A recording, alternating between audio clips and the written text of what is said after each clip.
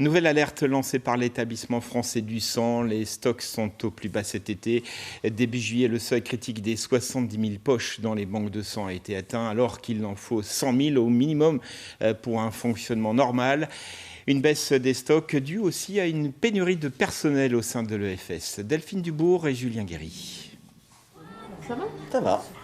En ce 1er août, les donneurs sont bien là. Pour le sang, ça ne dure qu'une dizaine de minutes après un entretien avec un médecin. Et l'été est parfois l'occasion de sauter le pas pour un premier don. Il y a eu les messages de campagne, on en rediscute en famille aussi, où il y en a qui le font. Et puis là, c'est les vacances. Donc du coup, je me suis dit, allez hop, on y va. Il faut profiter du temps. Et c'est pour ça que je suis là. Chloé Lemaire est l'une des rares du jour à faire don de son plasma. Il faut en moyenne 1 heure sur place pour filtrer et restituer le sang. On nous donne un petit papier en disant quand on peut revenir et à partir de ce moment-là, je prends un rendez-vous pour pouvoir venir. Mais sinon, l'année dernière, je suis venue donner mon sang 3 fois. Minimum 1 médecin et 2 infirmiers de prélèvement sont nécessaires par jour pour collecter les dons. Avec les congés du personnel et la 7e vague du Covid, la maison du don d'Amiens a fermé ses portes 3 fois la semaine dernière.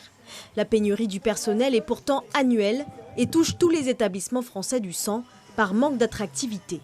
Comme n'importe quel autre établissement de santé, l'établissement français du sang fait face à une pénurie de personnel, une grosse difficulté de recrutement. Et là, on recrute dans tous les domaines, que ce soit en infirmière de prélèvement, en médecin, en technicien de labo, dans les bureaux administratifs également, en logistique.